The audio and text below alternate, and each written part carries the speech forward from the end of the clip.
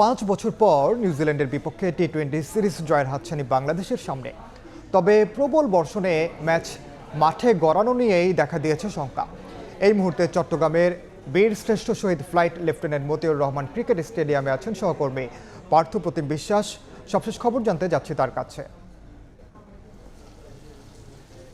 বীরশ্রেষ্ঠ flight lieutenant Motiur Rahman স্টেডিয়ামে বাংলাদেশ ও নিউজিল্যান্ডের মধ্যকার দ্বিতীয় টি-20 ম্যাচ অনুষ্ঠিত হবে কিনা এখন সেটি নিয়ে সংশয় দেখা দিয়েছে। তার কারণ হচ্ছে খেলা 2টা থেকে শুরু হওয়ার কথা ছিল এবং 1:30টায় টস হওয়ার কথা ছিল, সেক্ষেত্রে টসও হয়নি এবং নির্ধারিত সময়ে কিন্তু খেলা শুরু হয়নি। তার কারণ হচ্ছে গতকাল থেকেই কিন্তু বন্দরনগরী চট্টগ্রামে কিন্তু কখনো থেমে থেমে কখনো মুষলধারে বর্ষণ হচ্ছে এবং সেক্ষেত্রে আমরা দেখেছি গতকাল কিন্তু চট্টগ্রামের জনজীবন কিন্তু আসলে জলজটে কিন্তু স্থবির হয়ে পড়েছিল।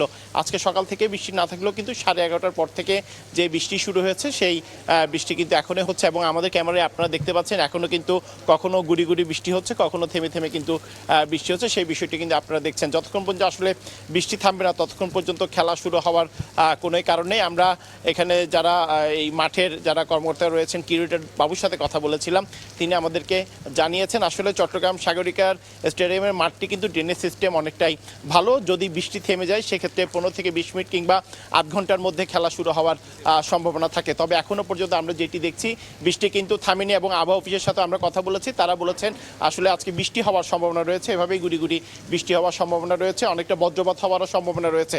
তো সেক্ষেত্রে আসলে যতক্ষণ পর্যন্ত বৃষ্টি থামবে না ততক্ষণ পর্যন্ত খেলা শুরু হওয়ারই কোনো আসলে সম্ভাবনা দেখা যাচ্ছে না। তো এই ছিল আমার কাছে এখনো পর্যন্ত সাগরপাড়ের স্টেডিয়াম থেকে এখানকার সর্বশেষ খবর। ছিলাম চট্টগ্রামে।